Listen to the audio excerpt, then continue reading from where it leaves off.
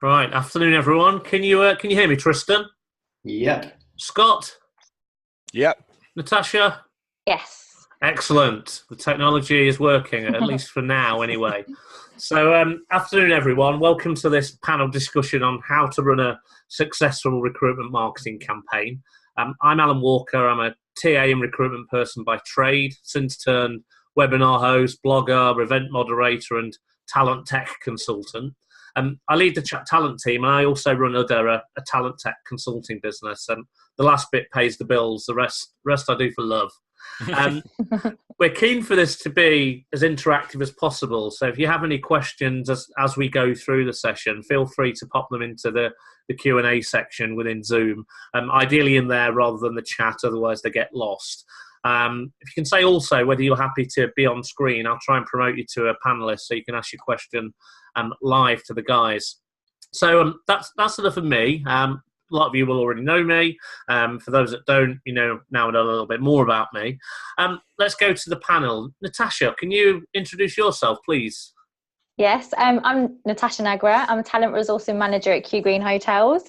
So you might not know who Q Green Hotels are right now. That's my job to kind of change that. But you will know the brands that we work with for our hotels. So we have 55 across the UK: Holiday Inn, Crowne Plaza, Hilton, Marriott. I look after our talent resourcing team here, and the role that I came into, it was completely a new function that I was setting up, and I've been successful in being able to move the team across to being an award-winning function in just over 12 months, which is fantastic. And I guess my role focuses mostly on the fun stuff, so employer branding, recruitment marketing, and I've got a team that look after direct sourcing for hard to fill and senior roles. Excellent. Thanks for that, Natasha. Scott, your turn. Introduce yourself. Hi there, everyone. I am Scott Johnson. I am VP Talent Discovery at Reddington. Very much like Q Green Hotels, it's a company that you're unlikely to have heard of unless you're in the financial services space. We are a pensions consultancy. We help support institutional investors with making the most appropriate investment decisions. I was brought in to create a talent function, and there wasn't one previously, and have been involved soup to nuts, really. So everything from employer brand all the way through to the operational delivery and actually changing process to make it as efficient as possible. Soup to nuts. Love it. Tristan, last but not least, introduce yourself. Thank you very much.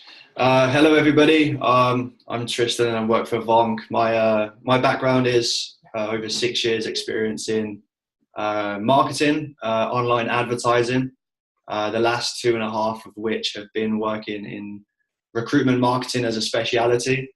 So bringing in the skills and the trade knowledge of navigating online marketing campaigns, but bringing it into the recruitment scene, trying to use best practices and run campaigns that are able to help companies to attract the best talent, promote themselves as an attractive employer within the target audiences that they're looking to attract.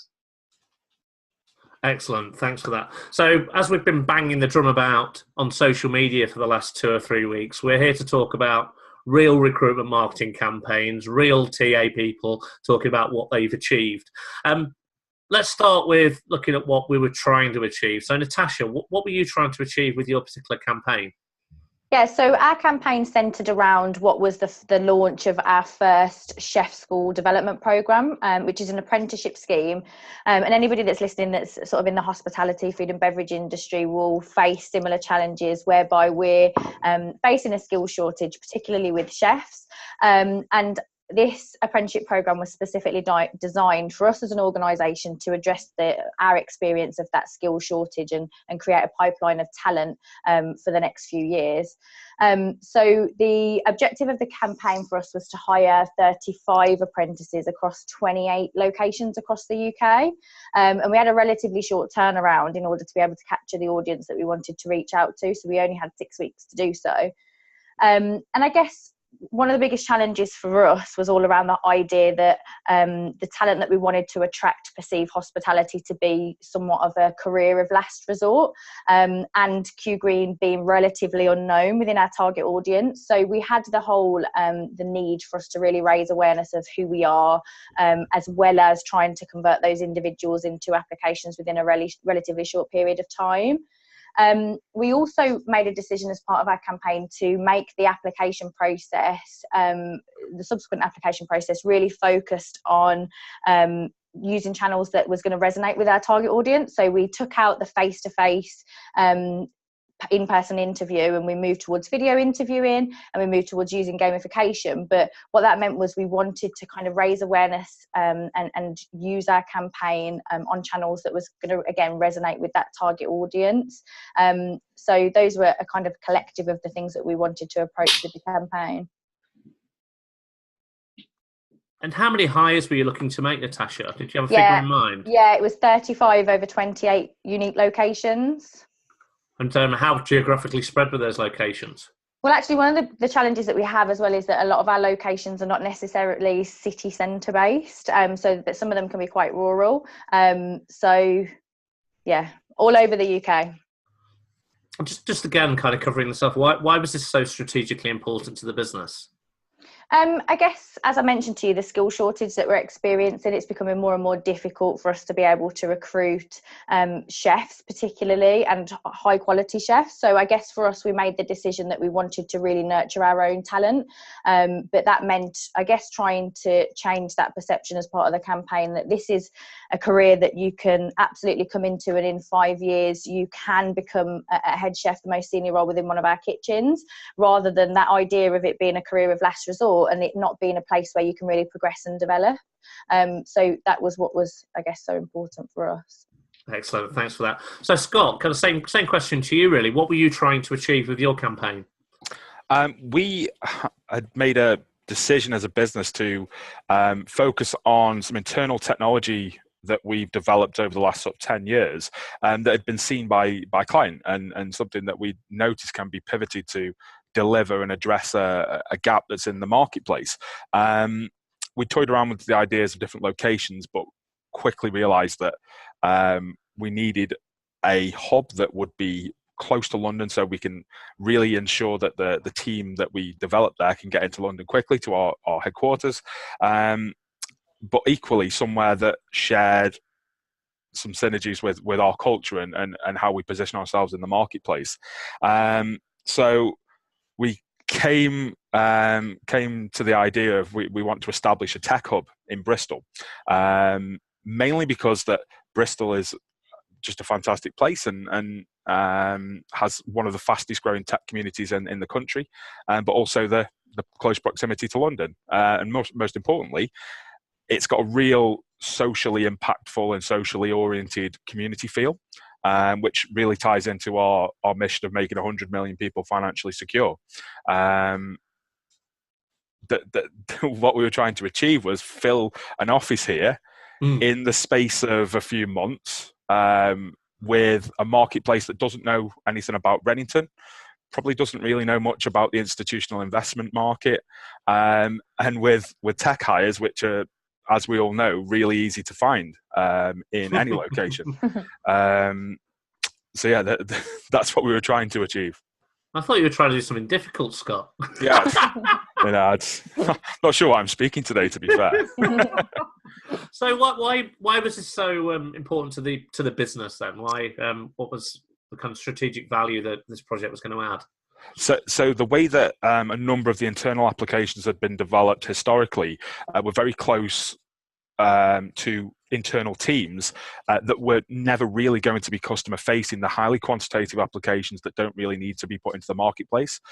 This one, however, was one that can be scaled very quickly and scaled out to a number of different organizations and potential clients, which is why over the past 12 months we took on a CTO whose background is from fintech consultancy and able to develop and deliver these solutions to different clients in the marketplace. So it's a real strategic pivot for us as an organization from a technology perspective. So really important that you get it right. Yeah, okay. Absolutely. Excellent. So Tristan, there's two very different examples of challenges there. How typical is that variety in terms of the type of challenges that your client base have? Yeah, so the challenges are very common amongst the clients that we have, but not only amongst the clients that we have. I think they're very common amongst just the industry that we're in right now, in terms of having, a really big skills gap in tech and a really scarce and passive target audience. And there's a lot of companies that are constantly coming into the market with new brands, and also companies now realizing that how important it is to have an employer brand. So a lot of companies have brands in their specific sector, but not in a specific target audience that's key to their business growth in terms of actual employees. So I can see that there's a big change now in how industry professionals in talent acquisition are really looking to innovate the way that they operate. So in the sense of looking at new and creative ways to attract talent, and they really now see the value in this kind of approach, because the challenges are so common, and everybody's tried a lot of the usual ways of recruiting, and it's just not really working anymore. So how can you find new creative ways to attract talent? So these are some common themes we see in the sector. Okay, excellent. So we've got an idea of the challenges you were trying to meet, Scott, and trying to tackle. Where did you start? Well, we started by just having conversations. The CTO and I just did as much networking as we could with the Bristol community, and particularly the advocates of the Bristol tech community. So we were fortunate to get some really friendly introductions to organizations that are really trying to, one, bring investment into the sort of the Bristol location and Bath location and west of England in general, but also real tech advocates in Bristol itself. So there's an organization called Tech Spark that is focused on promoting tech innovation and spend in the region. From these introductions, we were able to then really get to know the technology scene here and understand what was native, what wasn't, what works well, what doesn't, the type of messaging, the type of community feel that it was. And that allowed us to then build up this vision, this almost persona of what the sort of tech community in Bristol and how that tech community in Bristol likes to be interacted with and likes to work with. So that then helped us build a foundation to then work really closely with my colleague in our creative team, so the head of creative and our design team, to start building out appropriate messaging that then was native to the way that the Bristol tech scene sort of understood. We noticed that meetups were a huge thing, a massive thing. So meetups are sort of the community-based events where you go along. It's generally free, and you hear about a particular topic that's really interesting that you're passionate about.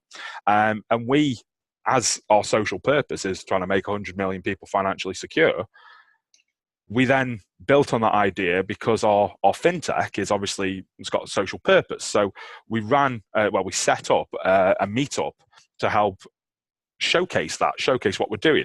As you can see on the screen, there's 2 landing pages there that we were driving people to. One was in our own HubSpot instance, so the typical CRM platform. Another one was in Meetup itself, and in there we were able to drive people towards there as effectively a landing page, so we can capture data about those people and how they like to be interacted with. On top of that, we built out significant messaging, which is where Vonq came in, of course, to show across multiple platforms that are effectively native to the tech community, the type of messaging that we'd come to believe will be impactful to the community there. So as some of the main points that we wanted to make were, how do we make things accessible to developers, as the tech community are generally one that isn't really easy to associate towards.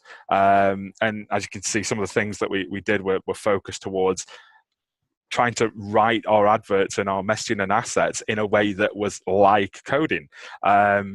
We got it over a number of channels through the Google Display Network, and particularly focused towards Stack Overflow, Reddit, and normal social channels. But one of the sort of crowning jewels on that cake, I feel that we used to address it, was a video that one of our design team created that just blew my mind apart, and I feel really really works well with what we were trying to achieve, and the real focus towards tech in general. So yeah, those were some of the things that we did to really start moving things forward and ramping towards how we're going to achieve the objectives that we had. Excellent. And in terms of the resources you had internally, who did you have to pull on? Who did you have to use to help pull this together? Beyond Vonq and your external partners, who did you have to collaborate with internally? So most importantly was obviously the buy-in and drive and support of the CTO. Without his support and top-down drive, it was something that I feel would have been very difficult to achieve. But another integral partner within the organization was the marketing team, and in particular the head of creative and the design team that we have, who were just really supportive. And it's a weird one, because obviously there's so much talk about recruitment marketing and how we're so separate in terms of what we're doing, but essentially we're trying to achieve the same thing, and that's trying to impart an impression into someone to make a decision to do something with Reddington, whether that's buy services, buy product, or partner with us, or in fact join us as a candidate. So fortunately, the head of creative has been massively aligned to that goal for me, and without him, I don't think we would have been able to get it off the ground, to be honest. And what did you have in terms of kind of technology helping you with this? So I'm talking like kind of recruitment tech to power all of this and make sure you were doing the right things in the right places at the kind of the right time. So the recruitment tech was pretty much focused towards Vonq's capability and their IP across the variety of channels that they supported us with. Without their access to the variety of channels, the programmatic work that they do, the Google Display Network that work that they provide for us, it just wouldn't have been able to happen. And that's pretty much the main things that we used. And you talked earlier about some of the channels that you targeted for the tech community. Just give me a quick overview as to the ones that you use primarily there.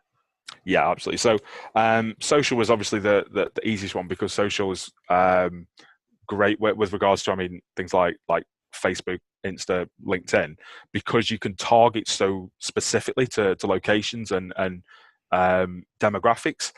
Other areas that we of course found out, and I'm fortunate to be somewhat of a geek, know that a lot of the tech community are always on Stack Overflow. They're always on things like GitHub. They're always on Reddit. It's just a huge community for those types of skill sets, and we knew that posting across those channels would be essential. So much so that even our head of quant development screenshotted one of our banners that came up on Reddit when he checked it first thing one morning while the campaign was running. So yeah, it's good to see that it was hitting the right people. Exactly. That shows that it was well targeted, without a doubt. Excellent. Yeah. And did you, for that piece of work, was it all driven by your internal team, or did you have any kind of agency support other than kind of Vonq as a partner? No, it's all driven by the internal team. We were quite savvy in terms of just utilizing simple text-based assets alongside the video, of course, to ensure that we didn't overcomplicate any of the marketing assets that we're delivering to the marketplace. It then also meant that we could reuse the branding profiling that we'd created and create a consistency across all of the assets that we were putting across, which made it really easy to turn things around quickly, rather than have something that was very elaborate and crazy in terms of the sort of visuals.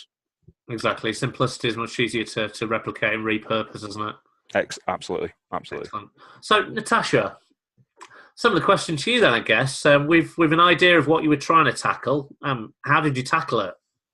Yeah, so similar to Scott, the first thing that we needed to do was really establish who are we targeting for the campaign, and we wanted to obviously reach out to individuals that were interested in an apprenticeship, that their career progression was of most importance to them, and also had an interest in the hospitality, food and beverage, restaurant, that sort of industry. Because obviously one of the first things that we were looking to do was focus on sort of raising awareness with those types of individuals. And I had a conversation with Vonq quite early on and established that with the apprentices that we've got in our business at the moment, that they use social heavily, Snapchat and Instagram. I was quite surprised that they didn't use Facebook. I'm obviously probably showing my age, because when I mentioned it to the guys at Vonq and said, we're not going to use Facebook, they were like, absolutely not. That's definitely not the channel that our target audience is going to be based on. So focused on Instagram and Snapchat, and that was where we were going to predominantly use those channels to be able to really raise that awareness. And we really considered the type of content that we wanted to use, and I think as an organisation we're not sort of highly polished, and we wanted stuff that was really authentic and real. So we actually asked our chefs across the business to produce like boomerangs, like what you would create on Instagram, of them in the kitchen doing what they're doing, and we created some taglines that were all very much centred around the notion that when our apprentices join us, that they can become a head chef within 5 years, which we'd established through that initial identification phase of what our target audience want was of most importance, was all centered around the development. So these are some of the gifts and the boomerangs that you can see went out on Snapchat, and similar things went out on Instagram as well. After a couple of weeks, I guess, of using that to really raise awareness, we started a direct marketing campaign that went out to apprentices, GCSE results, and those collecting their GCSE results and A-level results directly on those days. And that was where we were able to really start drilling into this is what this opportunity looks like. And we created the campaign around the idea of the recipe for success.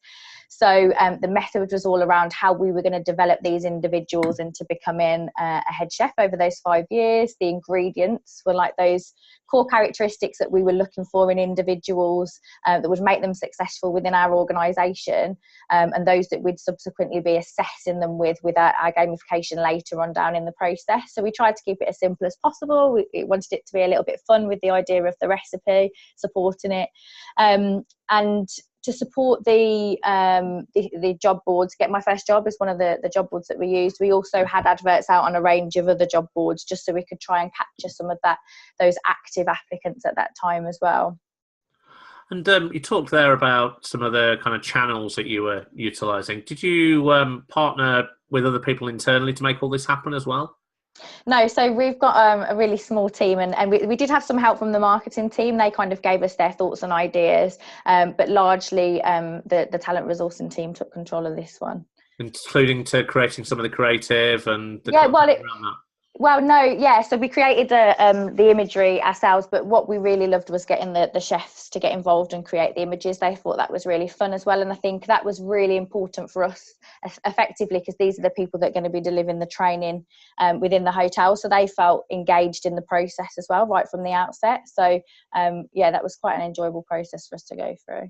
And what individual challenges did you face as you were trying to make all that happen? Did you hit any kind of roadblocks at all? Any pushback from elsewhere in the business? I think one of the biggest challenges for us wasn't necessarily the pushback, it was the time that we had, because we only really had 6 weeks. And I think in an ideal situation, particularly with an organisation such as ours, where Q Green Hotels would have been relatively unknown within that target audience, I would have ideally liked to have perhaps 1 or 2 months of really focusing on building the awareness within our target area. There was nothing we could do, but in hindsight it would have been brilliant to have that time, but that's how I guess what we would approach differently next time.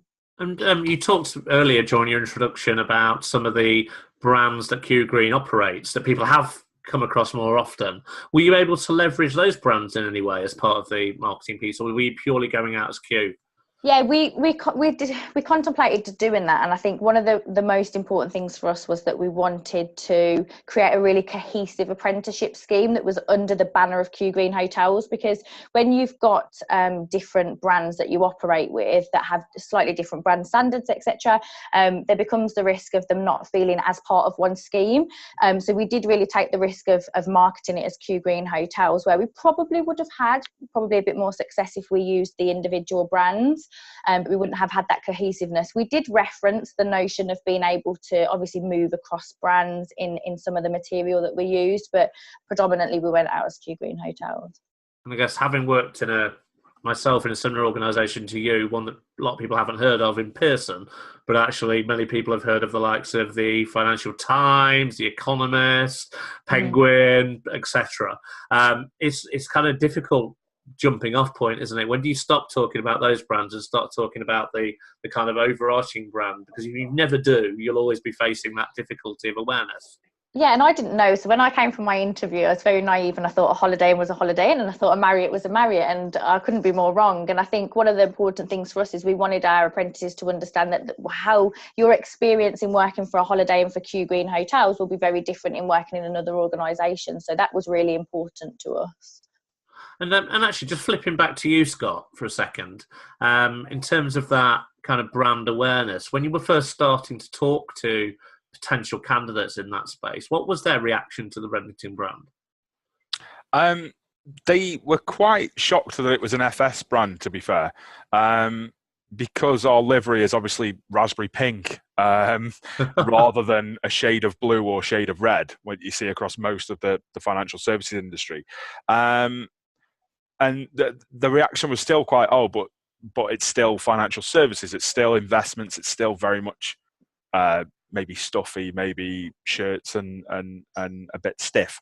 And obviously it's a little bit more of the education piece, which Natasha touched on previously, is that it's our job to be able to demonstrate that and demonstrate that it is a different place and genuinely a different place rather than just lip service.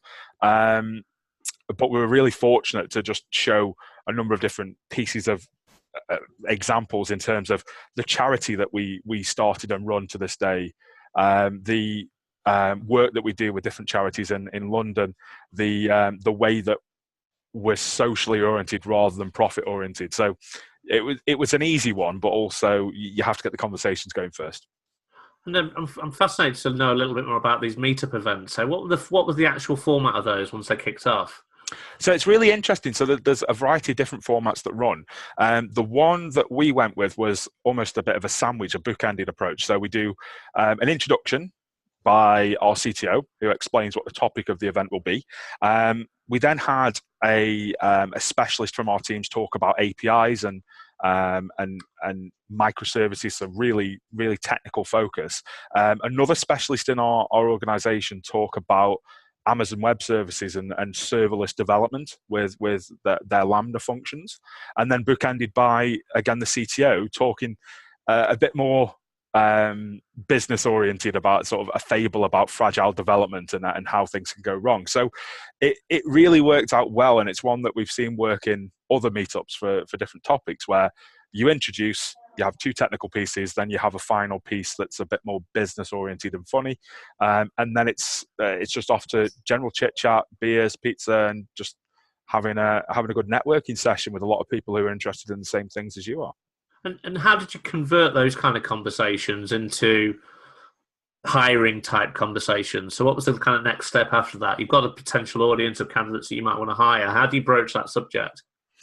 It's a good question. So I made the absolute explicit rule that we would never talk about anything recruitment oriented in those meetups. Because that's not what the meetup's about. The meetup was about introducing our organization and our technology and what we do. How we then took those things further is based on the people who signed up to the event. So we're fortunate in the meetup, you're able to communicate with that community that's attended the event, and also the community itself who didn't attend the event. So keep them posted on roles that are open, that we are recruiting. Equally with HubSpot, we're able to, for the people who have accepted the GDPR clauses, are happy to be contacted with that information. And try and add value to them as well. So it's not just, oh, hey, you came to our event and here's a job. It's more of a, oh, hey, you came to our event. What did you think? Would you be interested in having another conversation? We've equally been blown away by the inbound inquiries. So people who were told about the event, didn't even register and just came to the event, and then subsequently were involved in hiring processes because they identified. And what made it great is the people who get in touch that way have self-selected already in terms of culture, values and purpose that they want to be a part of Reddington, because we've been able to effectively communicate that, which then makes the recruitment process that much easier. It's just more of a technical screening, and we can then fast track things, particularly in such difficult to hire roles in tech where you need to move quite quickly. And I guess it's all about feeding that marketing funnel, isn't it? The meetup events and the social stuff, the content, the messaging that's going out there is all about raising awareness, etc., and a bit of interest. Then coming along to the meetup event is kind of cementing that to a certain extent and really converting them into, okay, I like these guys. They're not actually throwing roles at me, but actually I'm interested if they do. So when it then comes to the type where they see that you are hiring, or you might be hiring other opportunities that are right for them, actually they're 2 steps along already, and they're already potentially at that decision making, or at least the kind of action piece. So yeah, it's exactly. Very subtle, but it works well. And what kind of ratio did you have of Reddington people to attendees there at the meetups? That was good. So we had, I believe it was 10 Reddington attendees at the meetup, and then the rest of the group that were at that initial meetup were about 20 developers, about 20 advocates of the Bristol tech market that had come to join us, and then 20 business leaders. So we had people like the CIO for a large wealth management organization come along. We had members of the Bristol tech organizations that I referenced earlier. So we had a good spread of advocates, partners, and also potential employees. Excellent. Natasha, back to you. So you were talking there about the process of kind of raising awareness, getting the content out there, people then applying. You also mentioned something around assessment, because you tackled that a little bit differently to how many organizations do at the moment. I believe it was some kind of online assessment. Yeah, so it's using gamification, and we have all of the individuals within our organisation have been profiled by playing a collective of games. And what that means is across each of the functions across our hotels, we're able to profile individuals based on those core characteristics and behaviours that really make them successful at what they do. And particularly for roles like this, where actually it's not a predetermined set of a skill set or experience that's important. It's really making sure that this person is the right fit for this job. We actually invited candidates to play a series of games, which took about 14 minutes for them to complete. It wasn't, for this process, it was a prerequisite for them to be able to do so. But when we spoke to them about it, we explained, irrespective of whether or not your application is actually going to be successful with us at this really integral time of your career, you will get something back even if you're not, which is a very comprehensive profile on you, the industries that you'll be best placed in, what your skills are and areas of development are. So that's how we approached it. And what it meant was we were able to make data-driven hiring decisions. We know that these individuals, based on their characteristics, are likely to succeed in our business. And that's powerful stuff. People think of assessment and not being particularly kind of sexy, but actually you're adding value again to the applicants. You're giving them something back, and you're letting them do it through a reasonably fun way of doing things. But underneath all of that is that science, so it helps you be much more targeted in who you're selecting and who you're potentially hiring. Yeah, absolutely. Excellent. So Tristan, 2 kind of very different challenges and different approaches to tackling them. How typical is it when you guys get involved with clients that you have to deliver such a kind of bespoke approach? Well, yeah, that's the thing. Every campaign and every client that comes to us needs to be different. So, there's so many variables that we mentioned there that changes the approach that you need to take. So, for instance, there's the time frame aspect. So with Q Green, there was that short time frame of 6 to 8 weeks where the focus was really on how can we create as much awareness in a short space of time, and follow that up with a heavy conversion period to drive applicants for the roles. So timeframes are a really important one. The second one is volumes. So for instance, if you're looking for 30, are you looking for 100? Are you looking for 300? All these different variables like time and volume means that you need to take a different approach. There are some similarities that you can that you can lean upon when you're creating this kind of campaign. And that's things like what channels are those people active on. So okay, no matter what your time frame is or your volume needs are, we have an idea of where these people are online, what channels are they most active on. We've got the data to show that these people are active on those channels, and also we know how those people like to be interacted with. What are their interests, what are their triggers, what are their key motivations. These things we know for certain. In apprentices, they're looking for long-term opportunity. They're looking for progression, to learn. They're looking for these types of key triggers. For developers, they're looking to engage and be in a community format. They like to learn, so they're not so interested in actual job opportunities. There are job opportunities for them everywhere in the country, but what really triggers them is, okay, what kind of projects are out there and available? What are companies trying to do to be different? These things are most interesting to them. So as long as you know these key things that are similar, it's then just about figuring out, okay, so what is the message going to be? And that's where it has to be different. So, the message that Reddington communicated worked for them, but the same message applied to another company might not have the same impact because it's not authentic. And, you have to stay true to the company that you are. You can reach them on that channel, and you can reach them by communicating this message. It's just about finding out what that message is for your business. And then if you can tick all those boxes, you can create a campaign that's going to be effective in recruiting. And there's a lot of time and effort that goes into this, but that's just the time and effort you've got to put into creating campaigns that work. It's not just about putting job ads out there anymore. It's about really getting creative with it, and putting your mind to it, and creating these kind of campaigns.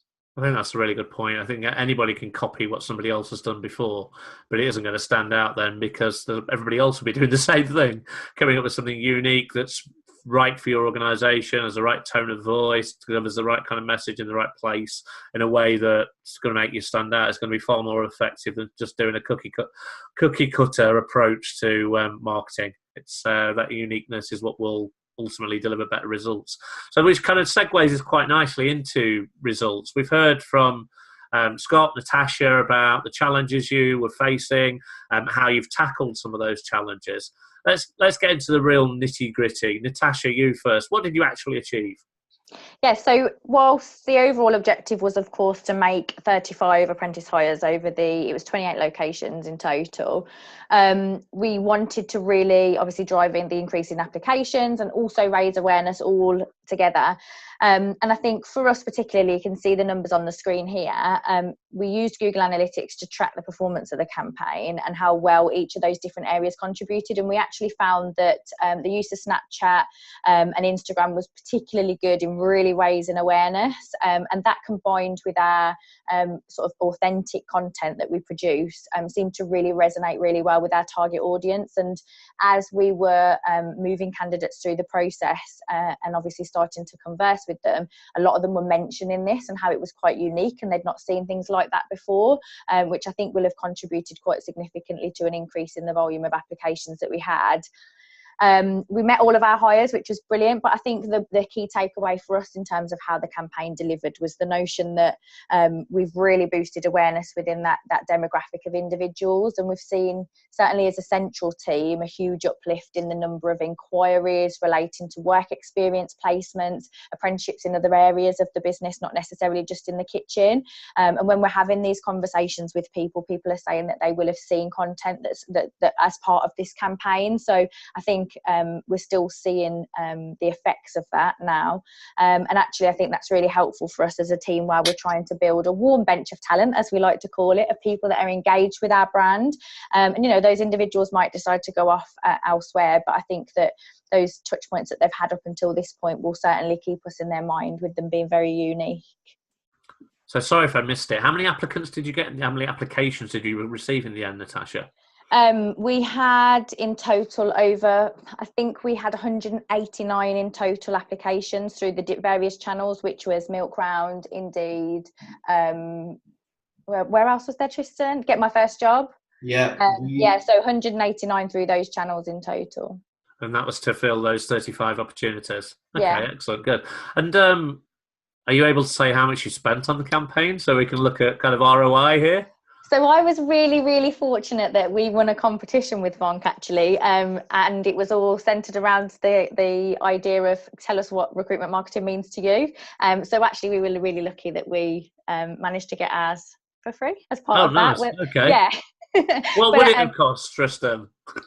Sorry? What would it have cost? So for this campaign, because of the short time frame, we had a budget of around £6,000. So £5,000 was from the competition prize. Yeah. And then there was an additional 1,000 that was the total. And we split that cost across the different channels that we had across the 6 weeks. So the factors that play into effect when you're determining budget are: what is the reach that we need to achieve? What is the channels that we're going to use has an impact on what cost, and the time frame that you have. So, you know, obviously the cost is something you need to take into account when you're looking at the type of campaign you're looking to run. But actually, if you boil that 6,000 down to 35 hires, it's £171 worth of advertising or campaign budget per hire, which I think is a good ROI, certainly. Good quick maths. No, yeah, not I know. I brought the calculator up. I'm not that smart. I wish. I had my socks off as well. I was using my toes, my fingers, the whole thing. So what kind of feedback did you get? You talked about candidate feedback a little bit there. What about hiring manager feedback, Natasha? Well, they loved it because we took away the need for them to interview, but they knew categorically that they were getting candidates that really matched as part of the gamification process. But they thought it was, particularly for the hospitality industry, and I'm not trying to be negative at all, but we are sometimes quite late at adopting some of the quite innovative technologies that you probably see across other industries. So they were really kind of blown away with our approach towards this campaign. And I think it's certainly something that we're going to continue to look at for other things as well, particularly the use of Snapchat and Instagram. So we're heading obviously into the busy festive period for us. So it's something that we're going to explore for that. And again, for our graduate recruitment next year. And it's something that the business is really bought into now that they've seen the effects of how successful it can be. And am I right in thinking that I've heard on the recruitment jungle drums that you might have won an award off the back of this? Yeah, so Best Recruitment Initiative at the Springboard Awards, which is really fantastic for us. It's an industry recognised award. And yeah, to be able to have done that within a space of 12 months, I think is just fab for us as a team. So excellent. And that was specifically around this campaign, that award off the back of it? It contributed towards it, certainly, yeah. Okay, excellent. Scott, your turn. What did you achieve? What were you trying to achieve and what did you achieve? So the main points were launch this office in Bristol.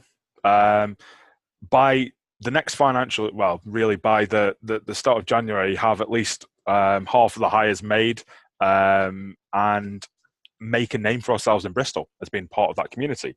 In terms of what we achieved, that's what we were trying to achieve. In terms of what we actually achieved,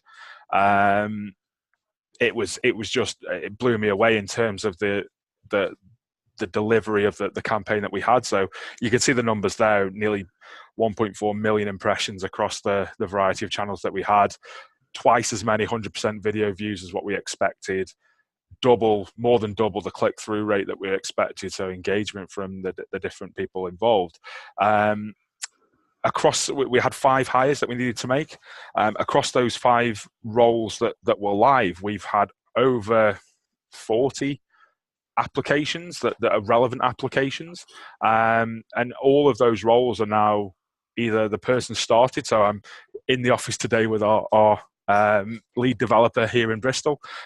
We've got people joining in the next couple of weeks, and we've got people joining in the new year, so that's fantastic. And I think as important as those hires and the office being open is the fact that we've now got a community, or an actual bit of an impact to the community in Bristol, that we just wouldn't have been able to have if we'd have gone and hired these people in any other way, which I think that's really invaluable in terms of opportunity for the Bristol office and our sort of talent pipeline in the future as well. Exactly. If you'd have used a local recruiter or a few local recruiters who wouldn't have gone out as Reddington, they'd have gone out using their own branding, marketing, etc., and then presented you with potentially great candidates. But then when it comes to recruiting again, you've got the same problem. No one's heard of Reddington. They don't know who you are, what you stand for, what you do, etc. So you're constantly getting into that kind of vicious circle of having to spend money helping other organisations promote their own brand rather than yours. So, Are you able to share any numbers around this? What did this campaign cost you, and then we can work out kind of an ROI on your guys? Yeah, absolutely. So we're quite fortunate that the way that we plan our recruiting, well, the hires that we need to make, we actually factor in an expected recruitment cost associated with that particular hire, and versus that, we saved. We have saved circa £20,000 against the spend that we would have made to agencies. The campaign, the event, the catering, the logistics involved with all of that came to about 15 grand. Yeah. So it's worked out to be really, really beneficial, because we've ultimately, so it's kept the CFO happy that we've saved 20 grand on what he thought we were going to spend. But it's also given us so much more opportunity in the marketplace that we would never have had, like that you mentioned before.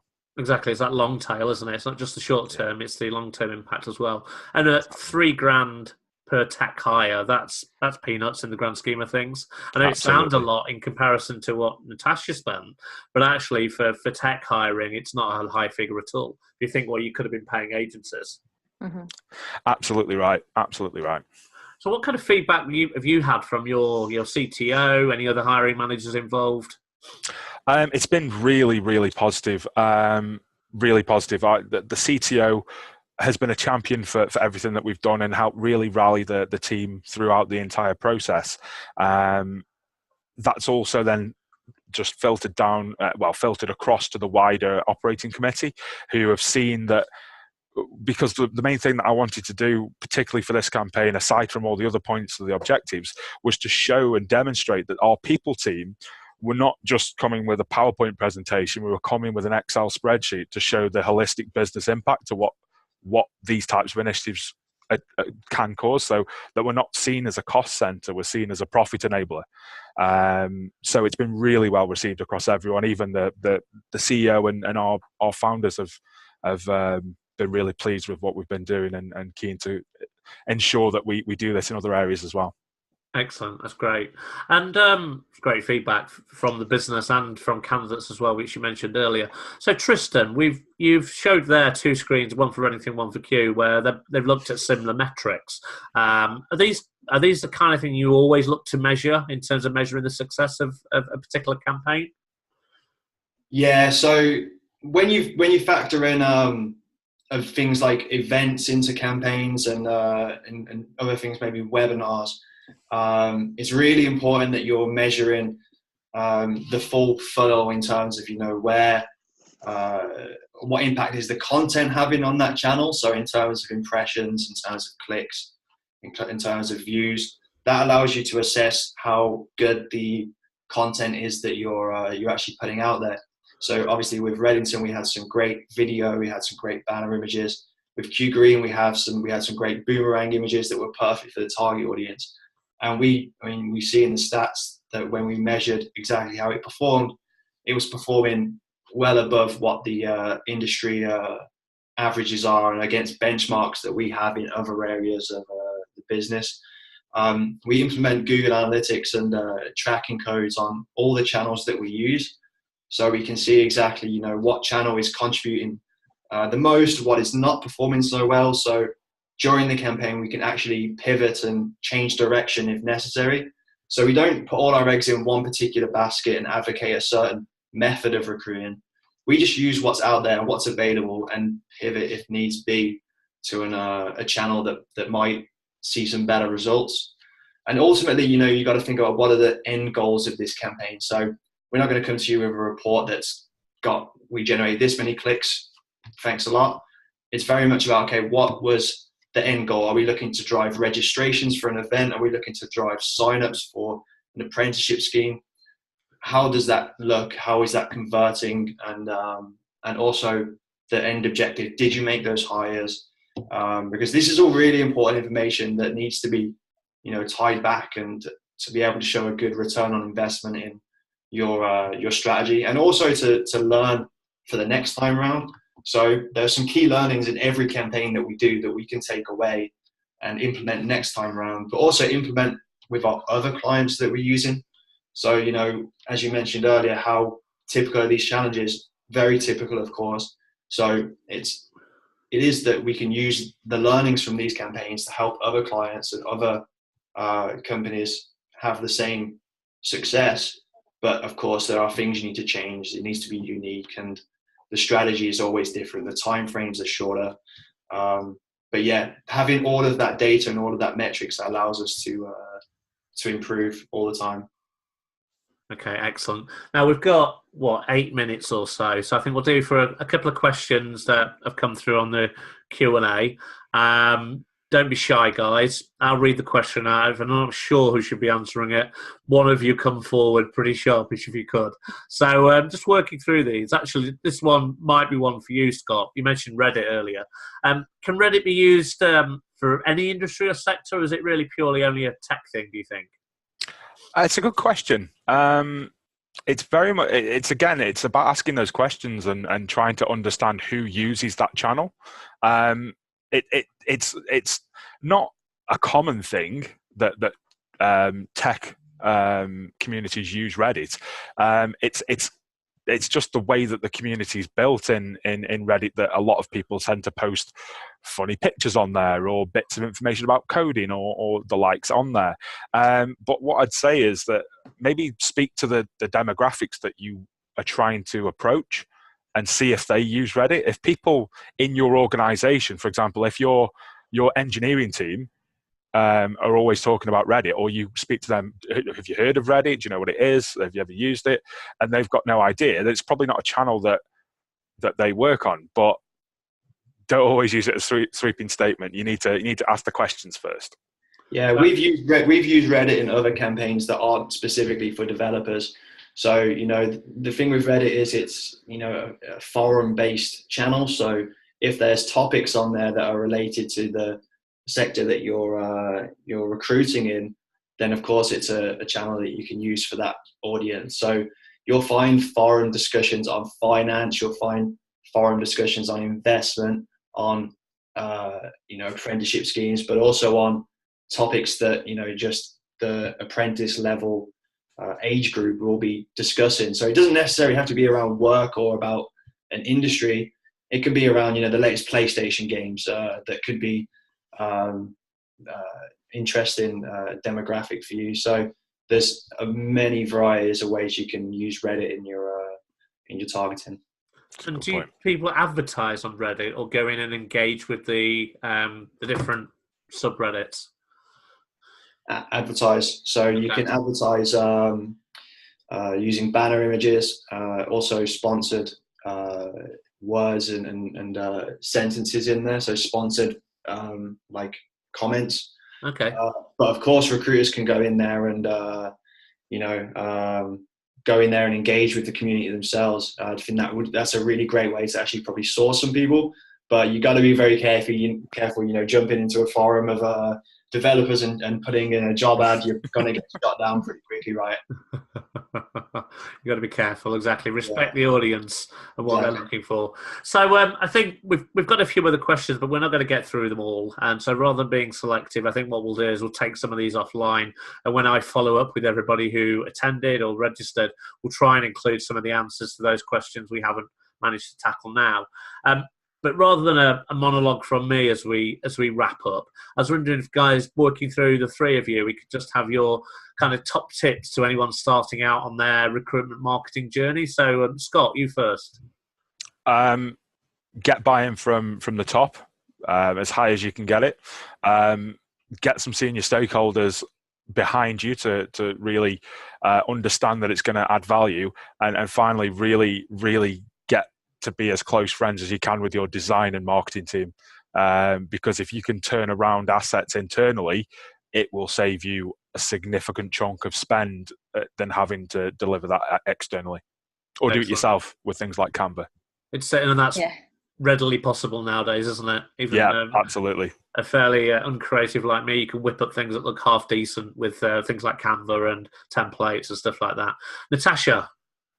Yeah, similar to that, really. I think one of the biggest things for us as part of this campaign was understanding that you didn't need to spend a huge amount of money to get a brilliant success, particularly when it comes to the generating content element of it, as was designed by people across our organisation and stuff. We did similarly on Canva and on iPhones, which is brilliant. And I think explore the channels, obviously, where your target audience are. So I had seen a long time ago a webinar about McDonald's utilising Snapchat for their hiring process for recruiting people that are looking for their first job, and I thought that is going to cost an absolute fortune. It's something that I'd love to do, but I wouldn't be able to do so. So it was great to learn that we were able to explore it, and it's proved to be a really beneficial and effective channel when trying to target that audience. Excellent. So you just need to learn more about where they are and what they want. Just understanding that audience. It's that persona piece, isn't it? Again, just understanding how to talk to them, what they want to hear about, and where to do it. Yeah, absolutely. Cool. Tristan, anything you want to add to that? Yeah, so I think I'd like to add that when you've never done a campaign like this before, it might seem like a massive jump. So, creating assets, understanding what message and channel to use, it seems like a bit of a mountain to start with. And I think that's what puts a lot of people off in exploring doing this type of thing, because it seems like such a, where do you start? What do you do? It's very daunting. But I think you can see from these campaigns, with just some, a bit of a brainstorm on what your concept's going to be, getting a little bit of support from some other people, and just being quite proactive in, running this type of campaign, that you can turn around. It doesn't have to be a 12-month strategy. These were short time frame campaigns, but contributed to a long-term strategy. And once you've seen it happen and work in this particular case, you've then got the leverage to go and execute something in a bigger level on a larger time frame. So I think it's a big testament to just being proactive and thinking, okay, with all of the challenges that you perceive to be in front of you when running this, just look at who can help you, and you'll soon find that it's very achievable. Exactly. So I think, if I did have to sum up, I think to everybody, try stuff. Try what you can with what budget you can get your hands on now. Prove what you can do with that budget, and then go back and ask for more. Do as much as possible with as little as you have, and then get the business case, pull it together. Even if it means you do a recruitment marketing campaign on a really small scale for 1 or 2 hires, and you do it for a few hundred quid. If you then go to the business and say, look, we've saved you X, Y, Z, we've delivered these results in these kind of timescales with this quality of candidates, the investment will come then. That's what people within your business want to see, that there's an ROI on the activity that you do. Just going up and saying, we think a recruitment marketing campaign would be a great idea, give us a couple of $100,000, is going to get short shrift. Proving stuff on a much smaller scale, and then maybe begging for forgiveness because you've spent something that would have gone somewhere else on something different, but you've got results, will in the long term win you friends, certainly more than it'll win you doubters. And guys, listen, Scott, Natasha, Tristan, thanks so much for your time. Really appreciated it. Thank you. Thanks for having us. No worries at all. Audience, everybody who came along and asked questions, even those that we didn't get a chance to answer, thanks again for coming along. We'll send the recording out, we'll send the deck out, we'll also include in the email answers to those questions where we can answer them. Hopefully you'll sign up for the next Chat Talent webinar, and if we don't see you beforehand, have a lovely December and Christmas and all that jazz. Oh, don't talk about that. Merry Christmas. Too soon for that. See you, everyone. Bye. Bye, guys.